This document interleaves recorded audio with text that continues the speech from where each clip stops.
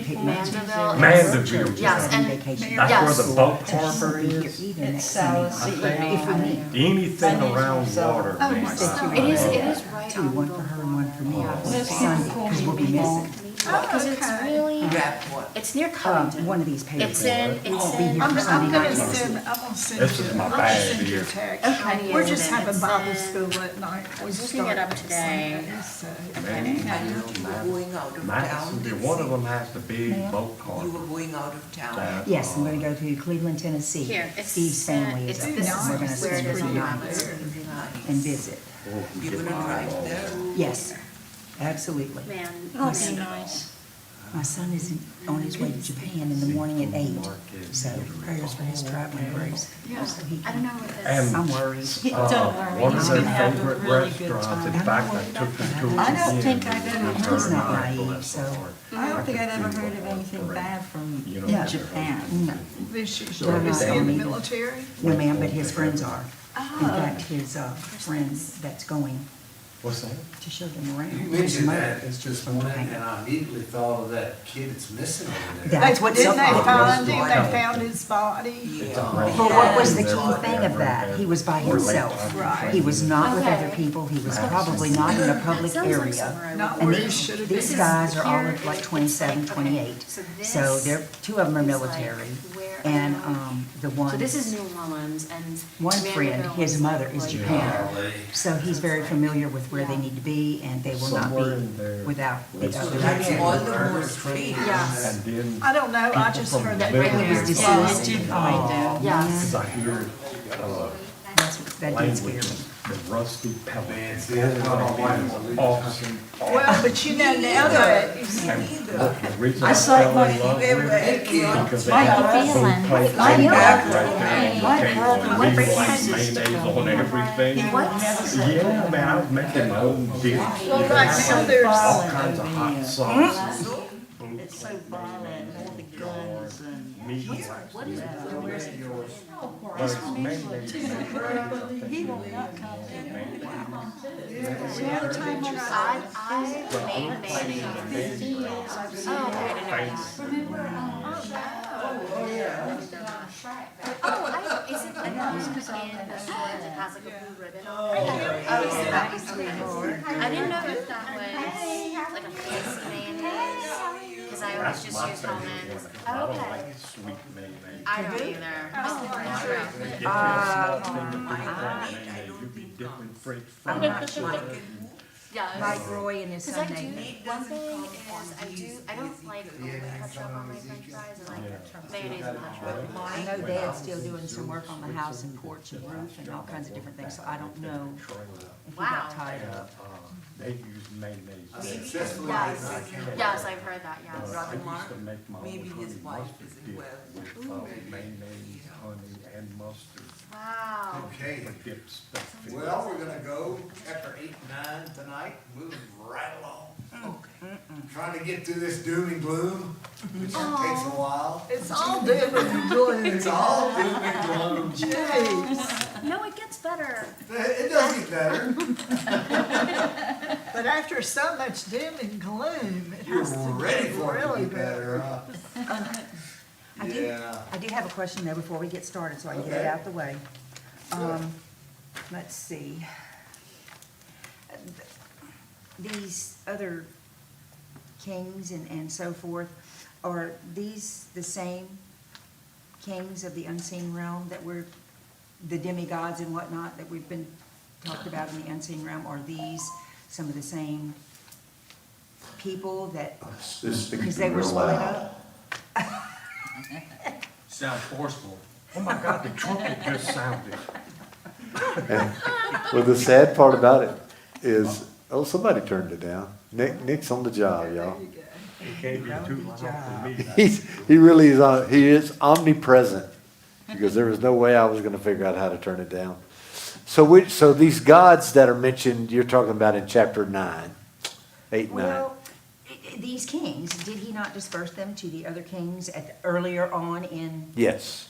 and these Yeah. are not the same? So when you look at a Deuteronomy 32 worldview, Yeah, okay, which is kind of where we've all come from now, having studied the unseen realm.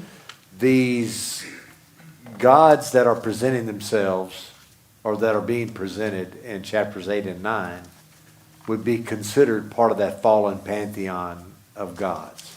So these idols, are they not those demigods? Or Yes. those- Okay, Yeah. that's, I think, the And, question I and really then we're going wanted to explain a little bit more Okay. their meaning tonight. One in particular, Tammuz, which was, I just put a little article Yeah, in the sheet. So to give you an illustration, it was one of the simpler and most complete illustrations of what was really going on here. When we get to chapter 16, we're all going to want to leave the room. It's so pornographic in the way that it is described. And so the depth that Ezekiel goes into just further deepens this doom and gloom that is happening to God's people. We can't, we say, you know, it's hard to imagine anybody could ever get to that point. But really, it's not that hard no, when the prevailing political powers have forced some of this upon you. They didn't have to force hard, mind you, but it became prominent. And it's our failure as human beings to generally go along. You know, we tend to go along. In our culture, it's because we want to be empathetic to everything under the sun, and we don't want to offend anybody. draw no line. In other cultures, it's to survive, so that you're not beheaded for not going along. So there's all sorts of reasons why we find ourselves in those positions. That's why we admire so much those that don't fall into that trap. And, One other question that I had was, if God's speaking through Ezekiel, which he is, how is it that both the northern and the southern kingdoms at this point, since they're split, how do they hear all this? Okay, well, the How is it northern traveling? kingdom was carried off into exile Okay. and really never heard of again. So The they never Assyrians. heard what's coming out of Ezekiel's mouth. Yeah. It's just, okay. So God is, when he's addressing this, he's addressing the problem as being the whole nation, because it was the whole nation. Yeah, They will not all, of course, benefit from what Ezekiel has to say, right. but God is kind of putting his people on, both in the north and the south, they're on equal footing here in relationship to him. They've all done this. Yes. There's no way for the south to point to the north and say, well, at least we weren't as bad as you. And that's some of what was happening. So what Ezekiel's When we speaking, read- the north is getting as well.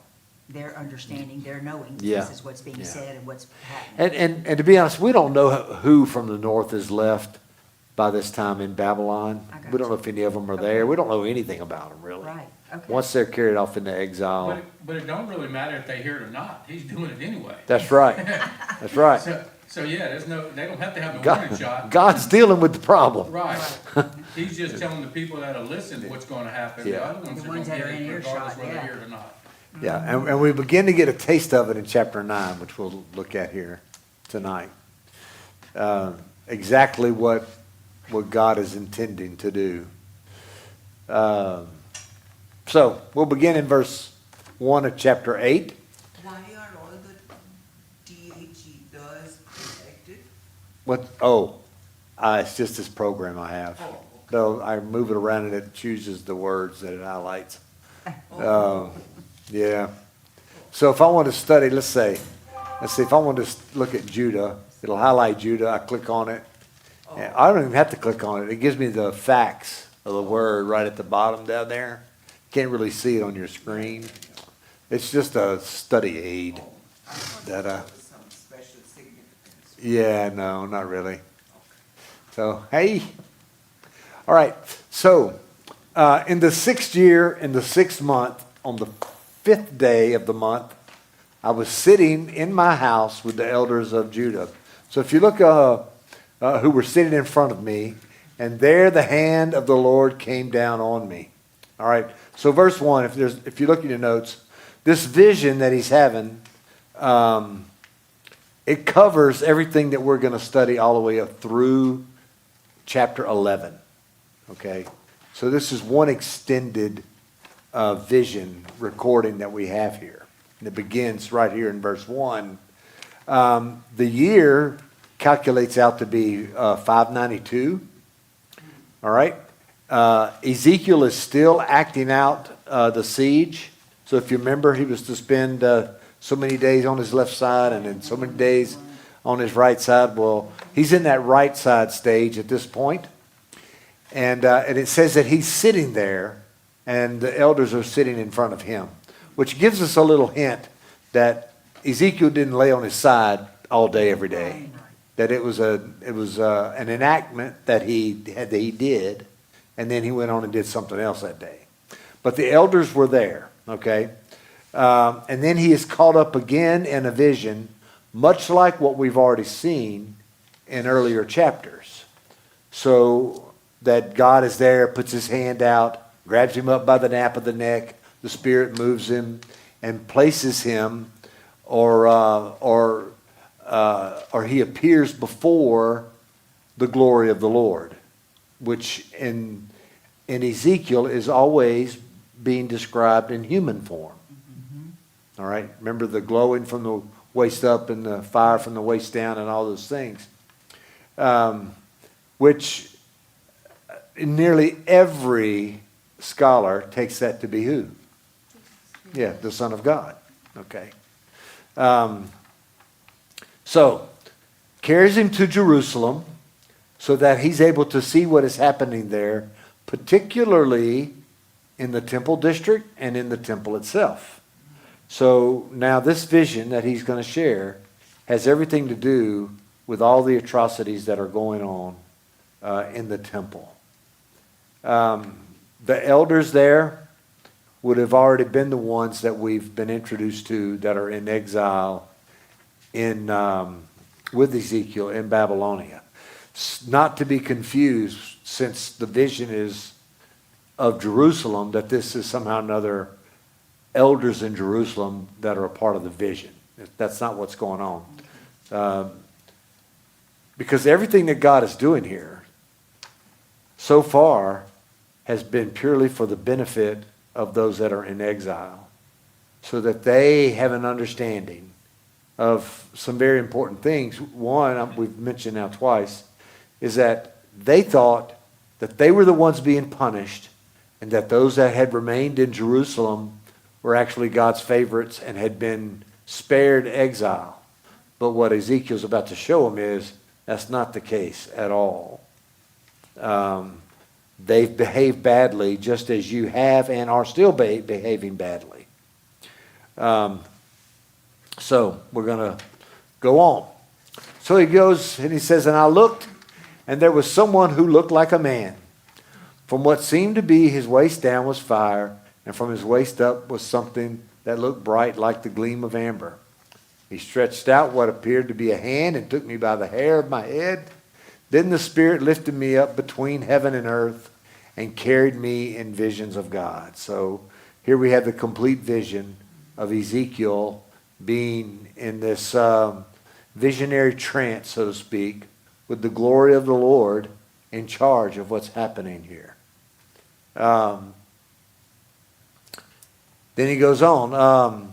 He's taking me in the visions of God to Jerusalem, to the entrance of the inner gate that faces north, where the offensive statue that provokes jealousy was located. Okay, so familiar with the temple layout, the south pointed toward what would have been called the city of David. That's where David's palace was. It was on a little lower elevation. Then at the north was where the animals of sacrifice would be brought in. Okay, so the altar was on that side. Okay, so the north gate was what you went through to get to the altar. So this was one of the more sacred places of the temple. It was used for more than just prayer, obviously. It was used for sacrifice. And beyond the altar, there would be what was called a sea. It was huge, and it was filled with water. And then beyond that, a few other things, and then you would get to the most holy place. So he says, I saw the glory of the God of Israel there, like the vision I had seen in the plain. Okay, so I skipped over on purpose where it says where the offensive statue that provokes jealousy was located. So this statue now has a name. He never calls it by its cultic name, okay? But when we look at it, it's believed to be a statue or representation of Asherah, okay, the mother or the goddess of all the Canaanite gods. All right, so we're familiar with Asherah, right? Asherah was a fertility, obviously. She's the mother or the goddess. And here we go. I have to explain this stuff. So Asherah poles are described in other places that were torn down. Okay. Just use your imagination a little bit, and you will discover what the Asherah pole was shaped as. So they have the same thing in Hinduism. Yes. Worship that. Yes. It's a male phallic symbol, is what most scholars believe the Asherah poles were. So, yes. In college, I took an art class on I guess you could call it third world art. And it covered Oceania, Asia, Africa, Okay. all those places. And that was a theme in that whole art class, is that everything that they worship is like that. Like sexual. Ugh, yeah. Yeah. Yeah. Fertility, excuse me, obviously was an important part of life. But it wasn't the women that they. No. It was the man. Men. The men, No. The base of the whole thing is the woman's part.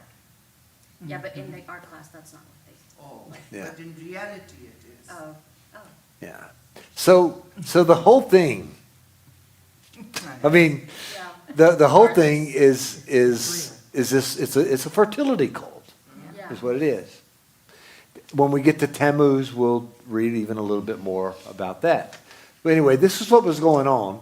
So some representation of Asherah had been set up in the temple, okay?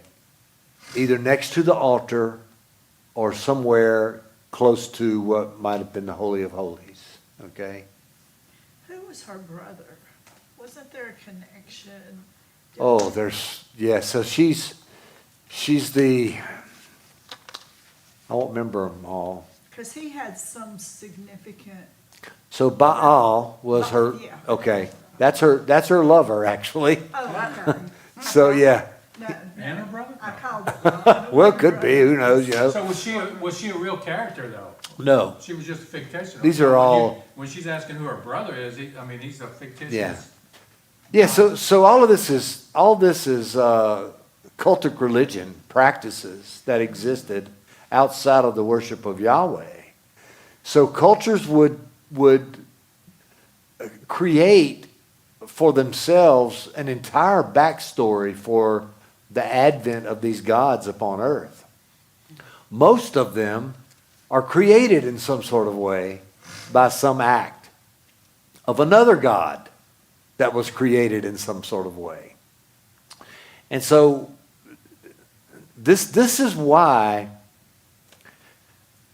when God chose his people to be his own and they turned to these other things, why it says that he's jealous, okay? Because he's the one true one. He's the uncreated because he created everything. Just everything about who he is and how he identifies with his people, and then their rejection of it is what makes him so angry. That's why this morning I preached about the whole golden calf incident and how God was angry about that and ready to wipe them all out, and rightly so, because they knew better. They had met him in full in his full glory on the mountain back in Exodus chapter 20. And so for them to just almost flippantly decide that they were going to make a god out of gold and then worship it and dance around it and sing, So, you can see the problem with that. Yeah, for sure. so Baal is an imaginary god. Yes. Okay. Yeah. Yeah. Oh, well, all the other gods, Or nothing. and imaginary may not be the proper word, They're lesser. because from a Deuteronomy 32 point of view, God became angry with the nations at the Tower of Babel, Yes. and he turned them over to lesser gods. Yes, Okay. Okay? which he created. Which were created, because he's the only uncreated That's thing. right. So they were sons of God, right? Yeah. Could very well have been sons of God, because the language actually in Deuteronomy 32 describes them as sons of God. Yeah. That's why the significance of the one true God, the only begotten or the only beheld Son of God, those are all terms that are very important Yeah. especially to Hebrew readers, because they understood from their point of view that there were other sons and that there were other gods. But there was only one true one. That's right. And that's who had revealed himself to them as their God. Because he chose them. That's the only reason he did it. Okay, any other questions about that? Those are good questions. I have a question. Uh-huh.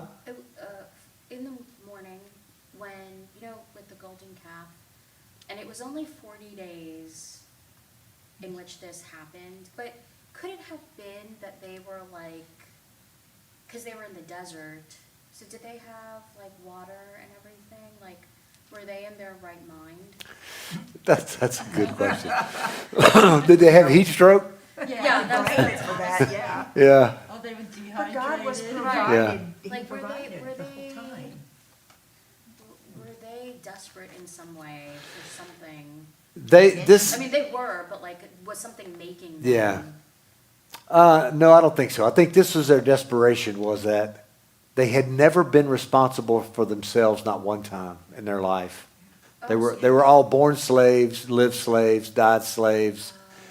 They had never had to provide for themselves about anything. And so they get to the desert and they're grinding and complaining, we're going to die out here. You brought us out here to die. Yeah. And so God sends manna from heaven. Yes. And it sustains them. And then they say, oh my gosh, I'm so tired of manna. That's great. How about something else? And so God sends a quail. He sends water out of rocks. I mean, Oh, yeah, that's right. yeah, so they have everything. He's taking care of them, and he But, hasn't stopped yeah. just because he went to the mountain to go talk Right, with God and right. get the It was on commandments. for and Yeah. 40 whatnot. days and they lost it. So what they don't have is faith. That's right. So was the Egyptians, This- where this they be- come from, worshiping things like that? It had to be, right? Well, Had to yeah, be this somewhere. the Egyptians did. We don't know how Israel worshipped in slavery. There's no indication in the Bible anywhere 'Cause the about that. Egyptians, they worship That's why some scholars believe that they may have in some sort of way identified the bull with Yahweh because of its strength, virility, its power, all these various things. But we don't in any way know that. That is total speculation. But they're past They're- that now, they're- so they should be over themselves. Oh, They're yeah. out in the desert, they've seen God, they know who he is. And to- Yes. They've I seen thought the same all thing. the miracles and they still, Yeah. that's the strangest part. So this is their point of view. They've been abandoned. Oh. This is what they were, this is where they were in that moment. We've been abandoned. Let's create a God that we can worship that maybe will not abandon us and lead us. favorite They wanted to go actually back to Egypt at that point. and be taken care of. Yeah. And so the only problem they had was the time. Yeah. Maybe 30 days, it wouldn't have been so bad. But so let me kind of give some little another Hebrew euphemism about the 40. Yeah. It may not have been 40 days. It may have been 80 days. We don't know. But it was a completed amount of time that was necessary for this particular episode to take place. God knew ahead of time what they were going to do. We forget that because of the way the story is written. But there was a completed amount of time that was necessary for these people to come to the realization, are we going to trust God or are we not? Yeah. That's why he didn't he wasn't like, hey, I'm still here, just wait like a little bit more. He wanted to see if they would trust. And Moses goes through the same sort of test. If God would have said, God did say, leave me alone, number one, because I'm getting ready to pour down my anger upon these people. Yes. What does Moses do? He disobeys God. Yes. Number one, he doesn't leave him alone. Okay? And then the second thing that Moses does is he uses what he knows about the character of God and the sins of these people, and also the attitude of the Egyptians, and says, if you do this, this is going to be a terrible mistake. Well, God knew that too. Mm-hmm. But he needed to know that he had a man on earth with his people that were going to make wise, thoughtful decisions about what God was doing and about what they needed. Oh, wow. So do you see, Yes. none of this catches God by surprise. All of this is to create for God a presence on earth through his image bearers that will accomplish what he is working to accomplish. Because he gave us free will. That was the one thing that he was like, this is a variable. And Yeah. Yeah. And so Moses passes the test. Yes. And you think, well, man, Moses. Then later, what does he do? Instead of speaking to a rock, he hits it with a stick, and he can't go into the promised land. Yeah. Well, why is that? He's already disobeyed God once. Okay. Why does he get in trouble for that one? And I'm of the opinion that it's the witness that Moses bears before the people. Yes. And that's important to God. And so Moses doesn't get to go, and he probably said, thank goodness, I'm so tired of being with these people. He might have said that. I don't know if that's what he did or not, but we'll ask him one day. Okay. So anyway, this thing of Asherah being in the temple, okay, they're worshiping her there, possibly alongside him. So there's this synchronism of religions. They're trying to do both. And God says, no, you shall have no other gods. You should not create a graven image. And they you know, in the golden calf story, they broke both of those, and here they broke both of those. Very important to him. Okay? So, let's see. The Lord said to me, Son of man, look toward the north. I looked toward the north. And there was this offensive statue north of the altar gate, the one that we've been discussing. He said to me, Son of man, do you see what they are doing here? More detestable acts that the house of Israel is committing, so that I must depart from my sanctuary. You will see even more detestable acts. So God is saying, they're doing this. There's no way I can stay in my own house with this That going blows my on. mind. Yeah, As holy as it is. yeah. Yeah.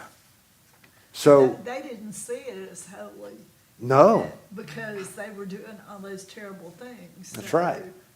It was like two different stories going on. Yeah, see, what they were doing was satisfying their own Desires. desires, their own propensities, whatever, instead of what the whole thing was designed to do. And that was to glorify God. That was the whole point. of worship. And what he allowed for that to be was worship that enjoined fellowship with him. And what they were doing was running him out of his own house. They couldn't no longer even imagine, even if they imagined fellowship with God at this point, they didn't have it. No. Yeah.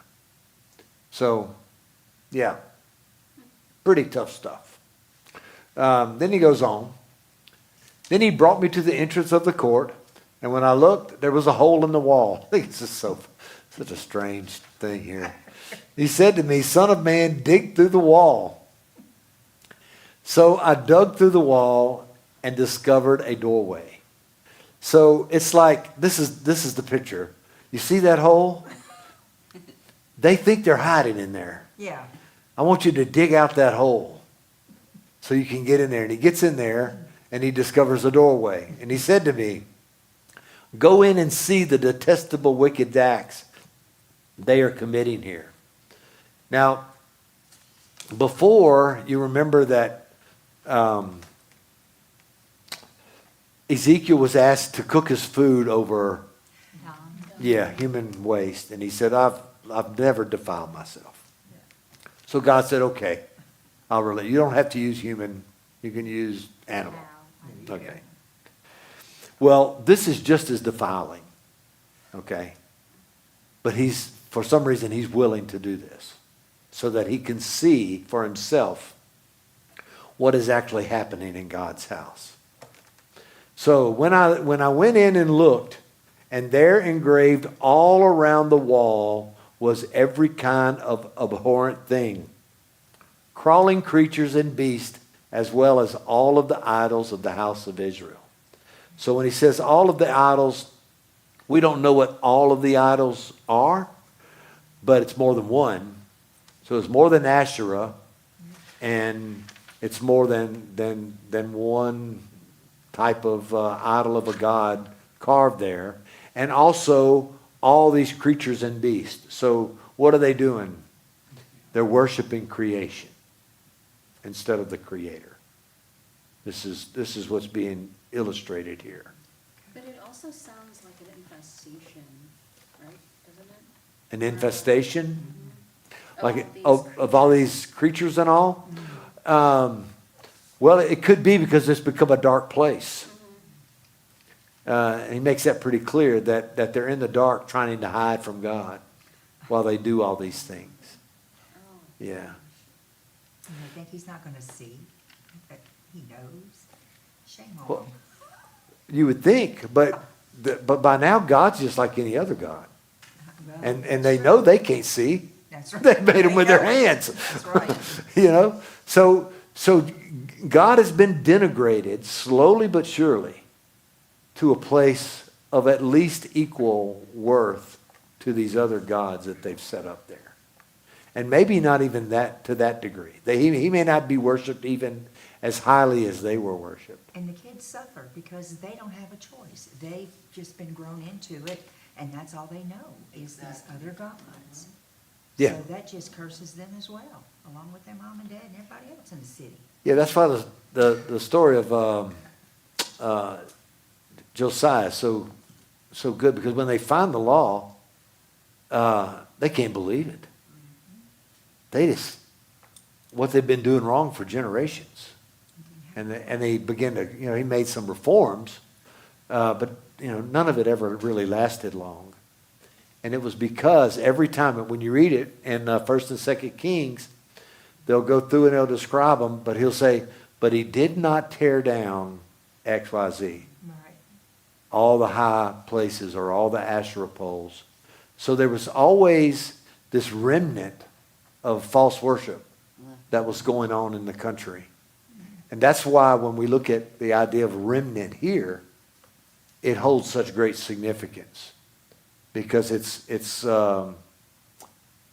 God's way of showing that my remnant is going to outlast yours. Okay? And it certainly does. So it says there, 70 elders from the house of Israel were standing before them with Jahaziah, son of Shaphan, standing among them. So evidently, these would have been elders that would have been recognized and known. I tried to find more information about both of them. Didn't find a whole lot on either one of them. But it was people that the exiles would have recognized who they were. Now, 70 is an interesting number for the number of elders, because 70 is the number of the nations that God disinherited at Babel. And now we have 70 here. So it's like it's a representation of the pagan nations is what the number might represent. Not necessarily sure that may have been what Ezekiel was trying to communicate.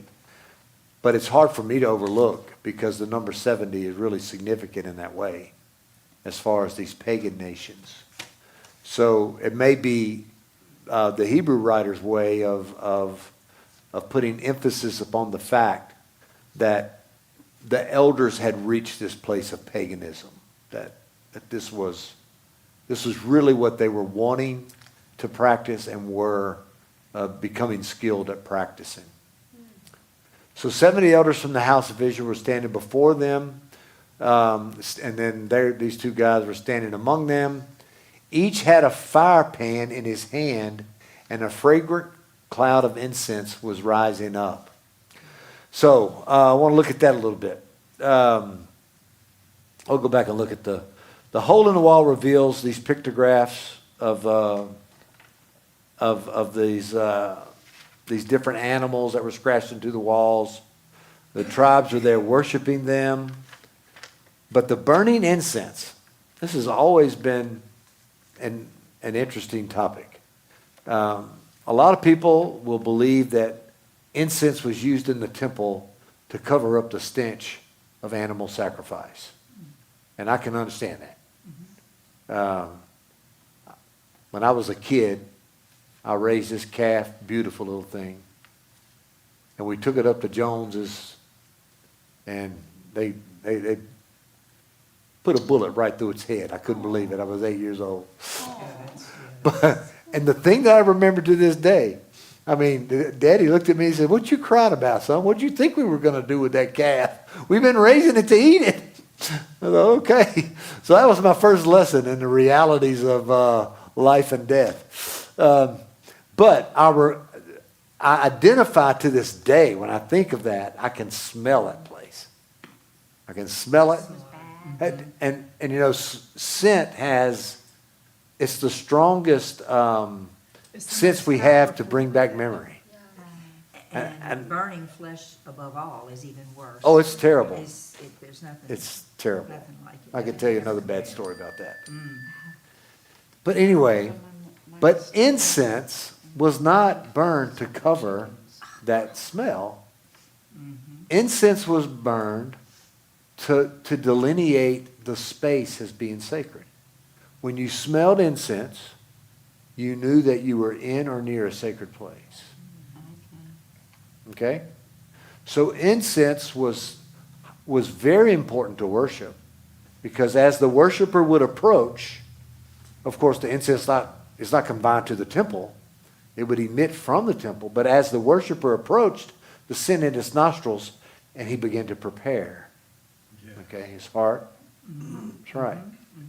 Okay, so these people, these 70, are burning incense not to Yahweh, but to these other gods and these things that are scratched on the wall. So they've taken this and they've literally turned it into a holy place for false gods. All right. So, see, it just gets worse all the time. Every little thing Ezekiel calls attention to let us know what's going on, to let these exiles know. So he says, "See, son of man, do you see what the elders of the house of Israel are doing in the darkness, each at the shrine of his idol?" So 70 men had each their own shrine. Okay? Don't know if they were all different, but they each claimed their own. as being what they were worshiping. For they are saying, the Lord does not see us. The Lord has abandoned the land. Okay, sound familiar? Sound like the golden calf. The Lord has abandoned us. Okay? So let's just make up our own. Were they they were in other kings' lands and things at this time, right?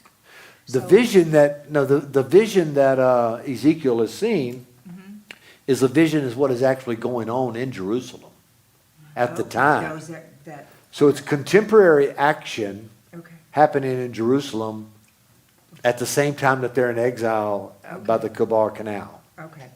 All right? So they said, the Lord doesn't see us. Meaning that we're kind of glad he's gone. That way we can do what we want, is what it is. Yeah. Besides, he abandoned us. Okay? Now, their reasoning for that is what? God must have abandoned us because we've been carried off to exile. Our brethren are gone. And so God just doesn't care about us anymore. So we'll worship what we want to worship. That's really is a modern danger today, see? Yeah, it is. When we begin to get this notion that God has abandoned us, God doesn't care, God really isn't involved that deeply in the affairs of human beings. We go through the whole laundry list of what we hear out of modern day, really the left end of religious thought, is that we really don't have to have God, and we can still honor him and worship him, but it doesn't have to When be we feel like it. involved and that sort of thing. So it turns God into a myth and not in a good way. And that's what kind of was happening here. Once upon a time, there was a God named Yahweh. He used to live in this house, but he left and abandoned us, and now we're worshiping our own way. God didn't like that. Again, he said to me, you will see even more detestable acts that they are committing. So he, at the end of each one of these sections, he lets them know, you ain't seen nothing yet, as the J. Giles band used to sing. Yes. That's right. I just told my age. Then he brought me to the entrance of the north gate of the Lord's house, and I saw women sitting there weeping for Tammuz. And he said to me, do you see this, son of man? You will see even more detestable acts than these. And I want to just go through this thing about Tammuz, if we take a little minute to do this. Of the three most important Sumerian ritual dramas, okay, two related directly to Tammuz. Cohabitated with a priestess, so this is a male. He cohabitated with a priestess representing the goddess Ishtar, the lover of Tammuz. So there was Tammuz who was worshipped. It was a guy, and he believed to have cohabitated with a live human being woman. Okay? Got it so far? Mm-hmm. So somewhere along the cultic practice of worshiping Tammuz, a woman was set aside as the lover to Tammuz. Okay? All right? This was to ensure that the power of fertility would pervade nature and guarantee prosperity and plenty. So they did this for what? Fertility reasons.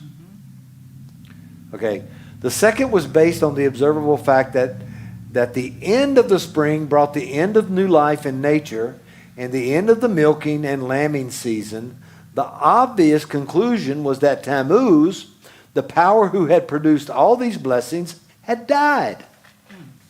So a dramatic lament for the dead god was held annually at the beginning of the hot, dry summer in the 4th month of the Mesopotamian calendar, or our late June, early July, the month that was named Tammuz after him. Okay? So now they would have this one festival celebrating, okay, the fertility rite with this priestess, and then the other one was at the end of the season when the harvest was over and everything was calved and all that was done, and there was no more calving happening, there was no more crops growing, Tammuz must have died. Oh, geez. And so they would weep over Tammuz. All right? So, it goes further down there.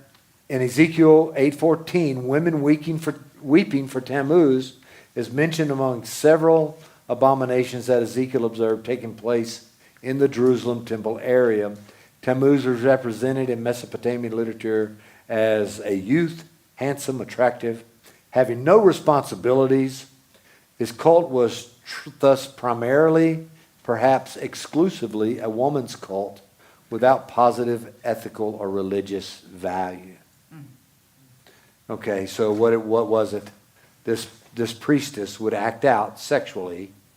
Her involvement with Tammuz, there would be fertility naturally because it wasn't controlled by God. It was controlled by the rains and all that sort of thing. And that the new birth would come from the calves and the sheep and all of that. And then when all of that was over, they would weep for Tammuz because he must have died. And that's what the Israelites were involved in.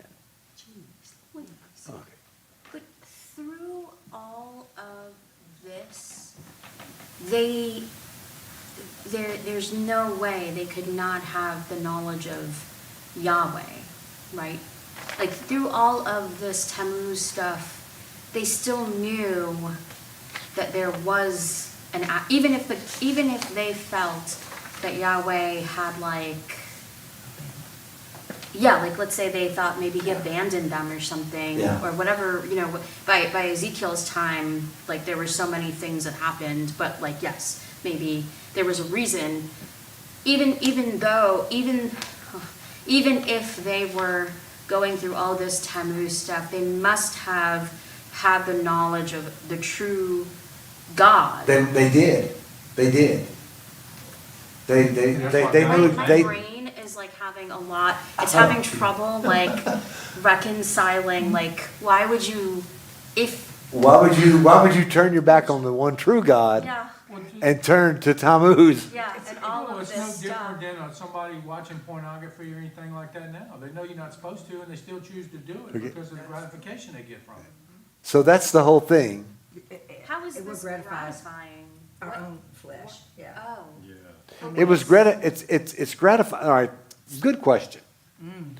Okay, 'Cause they know. because to have a loyal relationship, a loyal love with God, what did you have to do? Follow the law. You had to Be give in yourself. love. yeah. Trust Him. Yeah. Yeah, trust. That was it. That was the only thing. Okay, Right. but with Tammuz, look at all the things you get to do. Ooh. Okay, so now my activity with this God is necessary. And it's not about See, in you, it's my about brain- him, because he requires it. Yeah. Right? Makes you That's right. happy Well, because I- you're serving this God. Well, in my brain, maybe it's just because I'm extravagantly lazy, but I'm like, I don't believe that. well, I mean, I'm just thinking like, I would never, I mean, I don't know how to say that because, like, to me, there's no way, after knowing that there's God, that I could ever be like, anyway, but like, Exactly. and the gratification part of like coming to God, when I came to God, I was like, okay, now you're real. But then after learning about like what Christianity really is, because I grew up like Episcopal and Catholic, but now we're like, learning about him actually. Yeah. And it's like, the more I learn, it's just like, I think like the hard part for me is like I don't have to do anything, but once I think about it, I'm like, well, that just goes along with how you made me. 'Cause So I let me give you am. let me give you an illustration. Yeah. Did you ever see the movie Groundhog Day? Yes. You never saw. Oh, that doesn't help me at all. No. I think I know about it. It's like 51st The days. Bill Murray movie. So the yes. Bill Murray movie. So Groundhog Day repeats over and over, and he hates Groundhog Day because it's way too sophisticated. He's too more sophisticated than that. But he's caught in this city where he's reliving the same day. Oh, yes. Okay. Yes. Well, he finally figures out, man, I have no responsibility to the world at all here. I can do whatever I want today because I'm going to wake up in the morning and it's going to be the same day. Right. There's no consequences at all. Well, the children of Israel believed because they were chosen by God and because they had been given this land that God had promised, nothing was ever going to happen to them. So they could do whatever they wanted to do, including worshiping other gods. What was God going to do? Go back on his word? I mean, if you did one thing, why not do it all? So this is the way they're thinking. That I don't have to be anything. God's made his promise. So I can do whatever I want to do. Well, what they found out was God can do whatever he wants to do. Thank you, amen. And so this is the great tragedy of the exile was that God told them. He said, this is over for you. He said, I'm going to establish my house in David again. But it may not include any of you. Wow. Y'all won't be invited. And so what does that mean? That it's the line of David that is going to fulfill That's right. the promise that God makes. And who is that? That's Jesus. The complete promise that he makes and the intention of what he told Abraham he would do, that his offspring would bring the nations to him. Well, ultimately, his offspring does, Jesus. Yes. Okay? But they had this attitude that they were always going to be in the land. And that was what the exiles in Babylon were believing. Well, at least there's still those in Jerusalem. Yes. We haven't lost the land. We haven't lost, God is still there in the temple. And here Ezekiel's showing them God's not in the temple. Because all these other detestable things are in the temple. So God has left it. It says here in a minute, God leaves the temple. Okay? And then even at that, they still say, oh, well, we still have the land. Well, no. Because their king decides to go make an agreement with Egypt to rebel against Nebuchadnezzar. And Nebuchadnezzar just wipes them all out. Egypt and everybody. Tears down the temple. Carries everybody off. Okay? And those that remain a remnant are those that have wept over this. And their heart has been broken over what they've experienced. See? Wow. It's so weird that you're saying this because today in the morning I was like listening to like some Epstein stuff. And I had that same thought. I was like, I was listening to Bible studies before that. Just, this is why it was like on my head. But I was thinking like all the stuff that's going on in Ezekiel is going on right now in our Yes, it world. is. And I thought to myself like, it's so crazy because I wonder if they are thinking like, oh, we can get away with all of this, and like God is just sitting up there being Well, like, God's not real. Most of them don't. I mean, like I was thinking like our God, like Yeah. Jesus Well- sitting up there looking at them being like, wow, like you think you can, nothing is going to happen to you, like, I'm not coming down, I'm not like appearing to you, so you just think you can run amok. And it's just, I don't know why, it gave me such peace. And like, yeah, it's so weird that you're echoing that to me today, because it's been bothering me a lot. Like my mental health has been declining. The whole thing it's you set the two against each other, this and faith in Jesus. Yes, I mean, the peace. yes. And even if as believers, something goes haywire, and we begin to believe that we can do this a different way, we can always come back by simply confessing what we did Amen. And it's forgotten. When it says in 1 John 1:9, if we confess our sins, he is faithful and just to forgive us of our sin and to cleanse us of all unrighteousness. Means that whatever made you dirty is not there anymore. There's nothing to behold by God. Yes. Okay? That's the piece of it all. And in that day. Right, but that God's- only happened after his son came back. That's Prior right. to that, they No, didn't have that option. I'm fast forward way, Yeah, but way prior down. to that, during this time, they didn't have that option. That's No, right. they didn't, their sin wasn't So- covered. God saw all of their Yeah, sin. and I'm not trying to oversimplify this, but just listening, that's no different than all of us sitting in this church, and then somebody, 5 of us leave here and you start doing drugs again, or you start doing this or doing that. It's the same thing. You know what the right thing is, and you're still choosing to do something else. That's right. Yeah. That's why. It's that easy. It's very easy to do. It's not the right thing, but it can happen. Yeah. So anybody. That's why can tell them. a loyal, when I talk about a loyal belief or a loyal love, we can't just love God. Because we can do that in a minute and then not in another minute. But when it is loyal, what made David so special? David was a murderer. He was bloodthirsty. He committed adultery. He was one of the worst fathers ever recorded in the Bible. He had nothing but family problems. All David is not who you want to hold up as a poster boy to how to live your life, except in one area. He was fiercely loyal to God. Fiercely loyal. And that's why he was a man after God's own heart. That's what made him so unique in his day.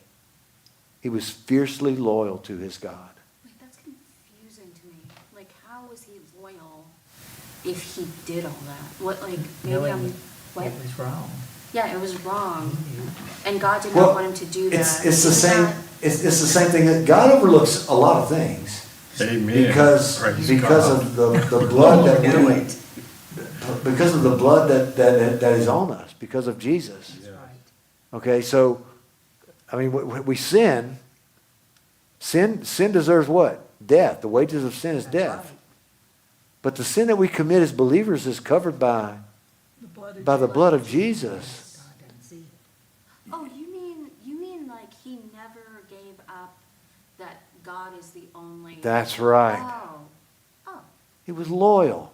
That's all he had. He knew he was wrong. There was no that's all. idea of atonement for sin or anything like that. Yes. All that David had was to go to God. Yes. And boy, read the Psalms. He went to God with everything. Yeah. And God gave him music too. He yeah. gave him everything. Man. Yeah. Yes. He could do Yeah. it all. That's Yeah, David was a Jim Morrison of his day. No doubt. Okay. So he brought me to the inner court of the Lord's house, and there were about 25 men at the entrance of the Lord's temple, between the portico and the altar, with their backs to the Lord's temple, so disrespecting, and their faces turned toward the east. They were bowing to the east in worship of the sun. And he said to me, "Do you see this, son of man? It is not enough for the house of Judah to commit the detestable acts they are doing here, that they must also fill the land with violence." We're going to look at that word. Okay, so what they were doing is that they were worshiping the sun. Sun rose in the east. So when the day began, sun worshipers would be facing the east, so that the moment that the sun broke the horizon, they would begin their worship ritual to the sun until it had cleared the horizon. And then their worship time was over. Did that every day. Okay. So they're doing the same thing now. Okay. And some commentators believe that they actually had convinced themselves that that was the way to worship Yahweh. So that if they worshiped the sun, they were actually worshiping Yahweh. Which is totally messed up. Yeah, that is. Messed up. Okay. But there is some evidence in other places that you could believe that.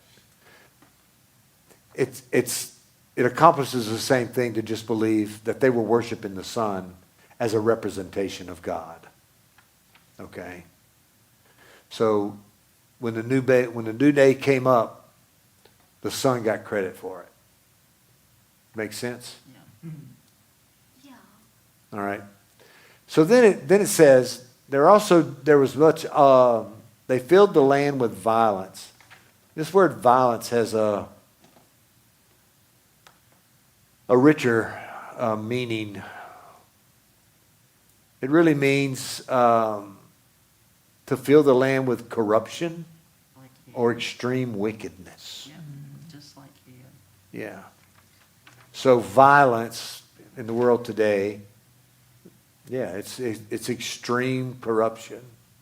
That's how we get it. Yep.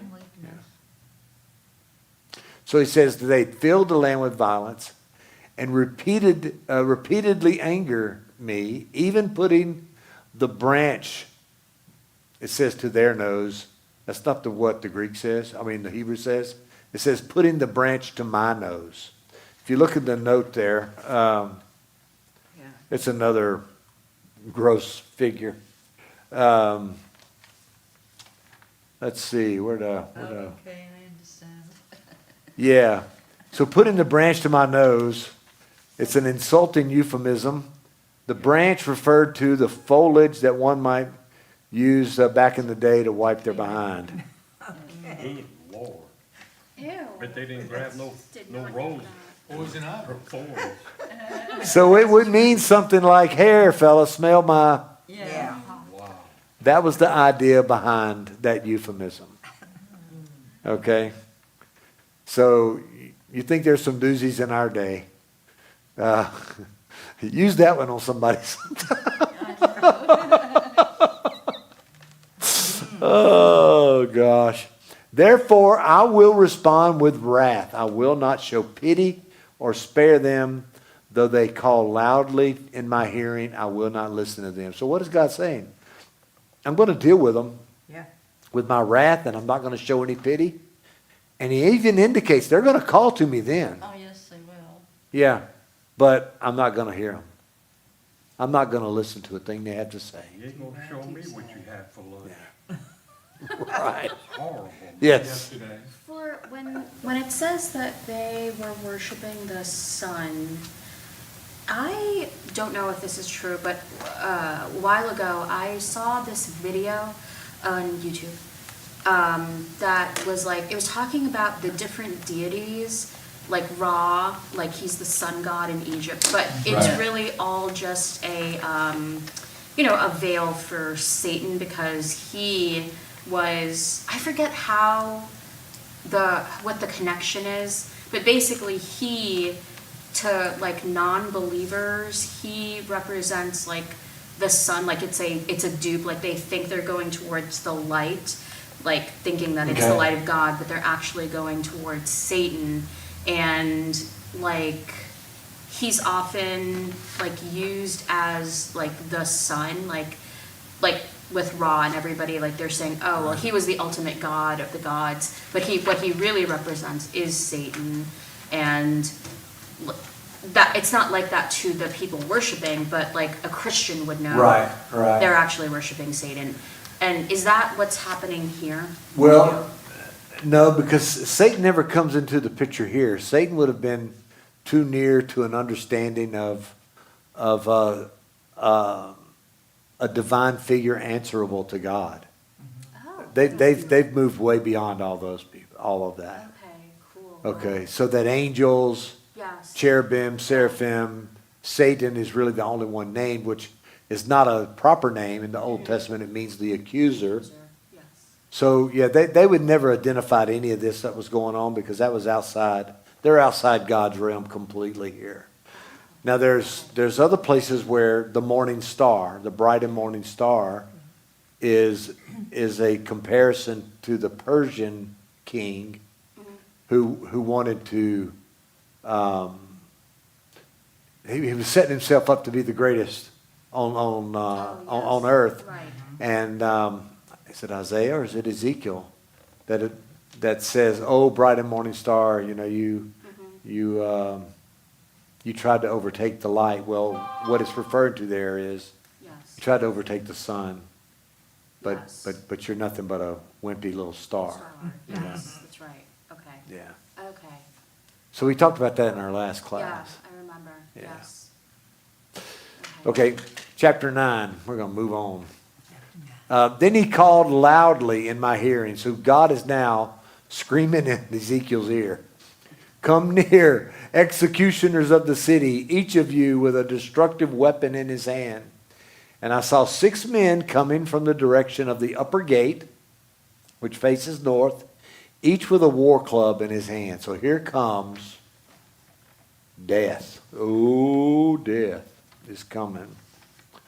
And I saw 6 coming to the upper gate, which faces north.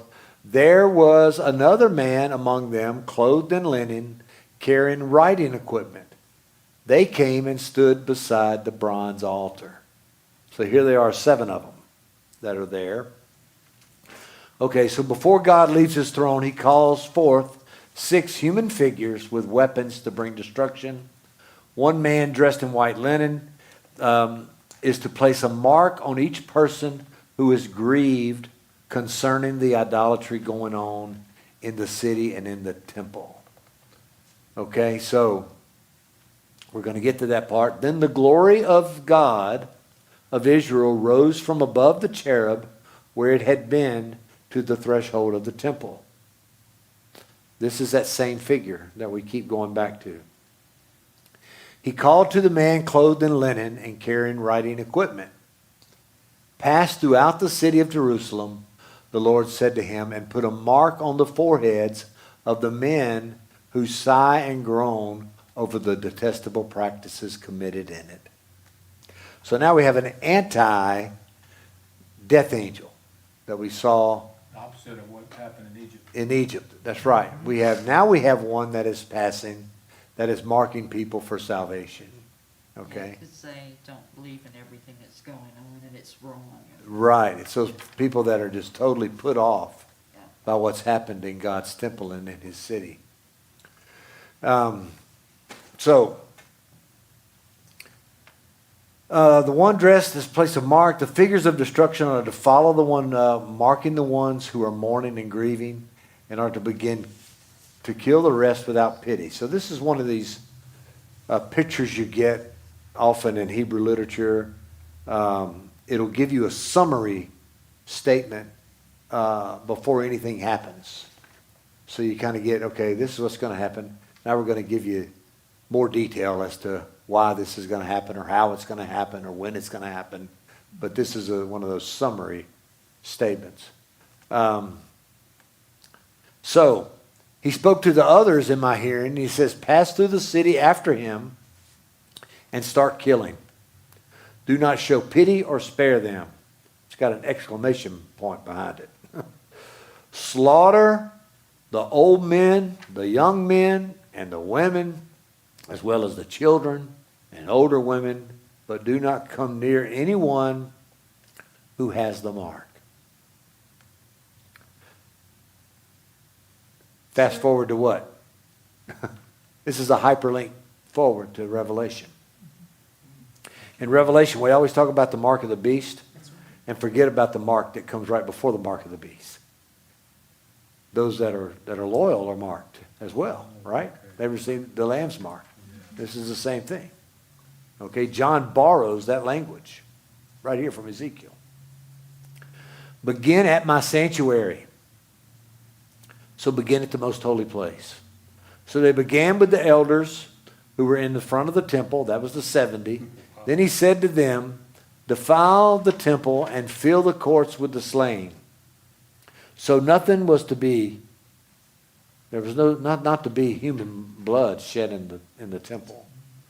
But God says, go ahead. This place is defiled already. So go. So they went. They went out killing people in the city.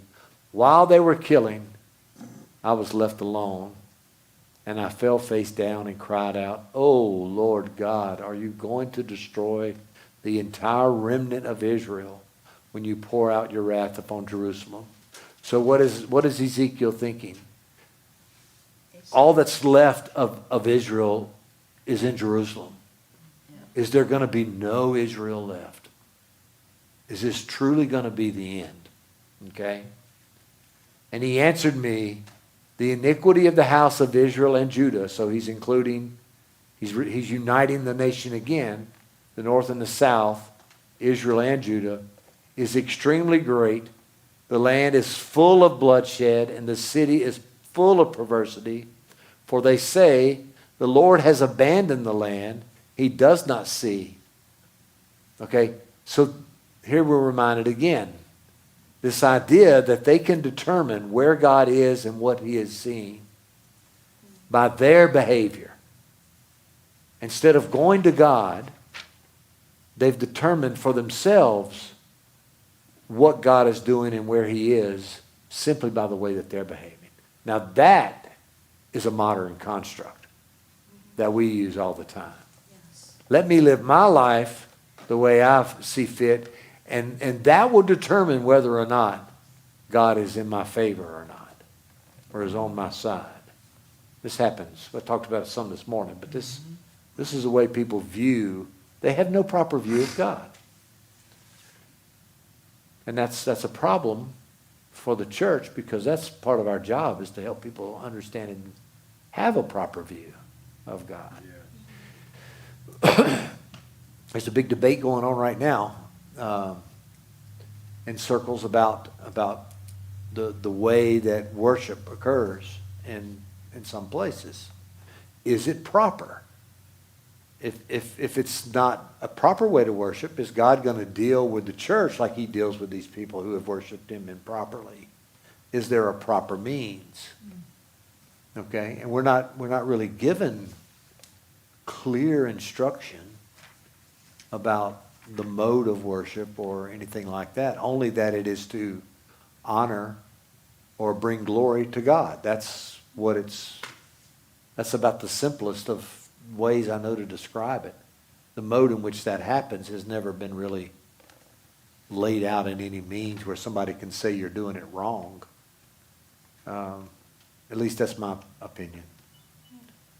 It is whether or not God is receiving glory as a result of it. Yes. And that truly is a thing between the worshiper and God. Yes. Okay, but as for me, I will not show pity or spare them. I will bring their conduct down on their heads, meaning I will bring the way that they have dealt with me down on their heads. Okay, it's going to be bad. Then the man clothed in linen and carrying writing equipment reported back, I have done all that you commanded me. So the stage is set, is what he's basically saying. Those that are to be spared are marked to be spared. Okay. The man in linen, Yes. that's not Jesus, is it? Well, it's That's what I was wondering. that's a good question, because the figure that we've already identified as the Son of God is the glory of God in this, and he's present as well. So it could be a hint at a Trinitarian view of God, where there are three powers at work here. There's Yahweh that is speaking, that is not the glory. There's the glory of God that has already been hinted to as being the Son of God. And then there's this figure that is on his own selecting these that are not going to be destroyed, that have been faithful to Yahweh. Yeah. And so he would have to have some sense of the heart of Yahweh to know who to choose. Well, and because it always reminds me of, John, the Word. Yeah, So, yeah. and so that's why I wondered, Yeah. okay. So there is some pretty good commentary. Yeah. I couldn't use it because I couldn't afford it. I think the book was $62, and so I left it in the checkout cart. but there's some pretty good commentary. The Anchor Bible commentary on Ezekiel. Okay. It's got some stuff about that. Okay. And me personally reading it, I think it is a Trinitarian vision. Okay. Who is that commentator? I don't know who writes in the Anchor Bible commentary for Ezekiel. I can't remember his name. Another one that's good is Dan Block. If you want a really good one, it may be 2 volumes. What, how do you spell Dan? Dan Block, B-L-O-C-K. Oh, Block, okay. Oh, okay. He has a really good commentary. I just, don't have the green, man. Gotta have the green. Don't have it. Oh, here we go. Yeah, there's a lot of good, now those are 2 scholarly works. So you're gonna come across whole sections of Hebrew that there may not be an explanation. You know, so you'd have to do what I do sometimes, cut and paste and then put it in interlinear, and it takes a little while, but I get it done. Sometimes online they do have free, but they'll put it in a PDF, so you have to read through Yeah. pages of. Yeah. Oh, yeah. Wow, yeah. I mean, why, and I'm just thinking out loud, why would you have to assume that it may have something to do with Jesus when just like the angel of death was not, I mean, he sent somebody out to decide. Yeah, well, God went with the angel of death. When you Right. read carefully, God's there. He allowed others, so he allowed people to mark the doors to save people. Right. Those were human Okay, so beings. what's the difference? Here, he's allowing somebody to mark to save the people. So, I mean, if you don't put that as him, why would you put this as that? That's all I'm asking. Yeah, the only difference is that the people that were Israelites, they're marking their own door. Yeah. They're doing it as a matter of their race and as a matter of their lineage being Abraham's offspring. What's happening here is God is going through, or someone that is a representative of God is going through and marking the ones that have had their hearts broken about what's been going on. And they're spared. The other 6 pick up their clubs and Starts wailing. start wailing on the little baby seals. It's one of the only places in the Bible where sword is not used, but clubs are used. And clubs gotta Boy, that be. must have And- been a brutal. And that, there's also, it was mentioned in the commentary, one of the commentaries I read that the sword was too swift Yes. of a death for what God was wanting to instill upon these people. That's like being stoned versus That's right. hanged. Yeah. So, Brother Mark, right here at the bottom, at the very last sentence, it says, many believe him to be, how do you say that word? Theophany. A theophany That of the one, Son is of that God. like a worker or? No, that is a divine figure that appears as a man. Oh, Okay. wow. Which is what these particular figures are. They're divine figures, but they are appearing as people. He describes them as people when he says, where does he say it? At the beginning of that. It would have taken 6 people a long time to kill everybody. Yeah, well, it's all that's where we get to the to the place of the metaphor. Yes. Yeah. Yeah, because. Yeah, what it means is a long, cruel destruction. We've already seen how that will happen. We know how Nebuchadnezzar does it before he ever shows up later, and that he sieges Jerusalem. Yeah. And as we mentioned in last week or the week before, one of the most cruel ways to deal with the people was siege warfare, because you died by so many means. I mean, if you tried to escape the city, you were killed by the sword. If you were starving, you couldn't bring food in, couldn't move waste out. You had no water. There's records of cannibalism and everything else that would happen during siege warfare. And it was meant to be cruel, because every other nation that you wish to conquer would get the message. And so you didn't challenge an army. And then the other thing, you think about it, so you've got an army that you've got to mobilize a long way from home.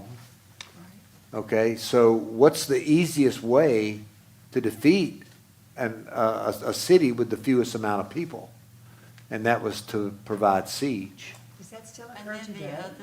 the other places would see what was happening. Yeah. And they, oh no, we don't want that to happen to us. No. Yeah. No, this guy was something, I'll give you an example of how creative he was. So the city of Tyre was actually a little island about 600 yards off the coast. Did I share this with you already?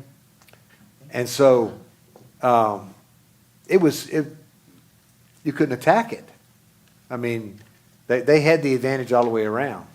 Even if you tried to approach them by ships, they were ready to burn your ships before you could ever get close enough. So Nebuchadnezzar, I think it was Nebuchadnezzar. I can't remember who it is now. Shoot. I've read this stuff so much. What's the name of This it? is what they did. Tyre. It was the name of it. They just took rocks Oh, yes. and built a roadway out there. And literally marched an army 600 yards through the sea and took Tyre. It was the only time it was ever taken. And then it wasn't taken. They surrendered and paid tribute. Yeah. It had to be to Nebuchadnezzar, or maybe to Cyrus. I forget which one. But I thought, how clever! They just built a road out there. Yeah, it was smart. That's Yeah. where the term rock and roll came from. There you go. Yeah. All right. Any other comments or questions about all that? Boy, you know, it makes you wonder when God provided them manna and then quail. You know, he knows the full picture. You know, but I guess just to see what they would do, they'd start complaining, because when he gave them manna, he could have gave them honey and butter to go with it. And then with the quail, he could have gave them mayonnaise and hot sauce and make sandwiches with the manna. He said, no, I'm just going to see how thankful and grateful they are. Let them eat some dry meat and dry bread and see how thankful they are. Well, the wonder of it all Yeah. truly is that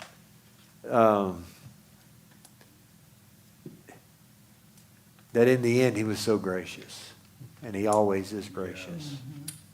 Oh, And when we finally get to those chapters, there's such a contrast. Ezekiel's so beautifully written, because you got all of this at the beginning that is described in vivid detail.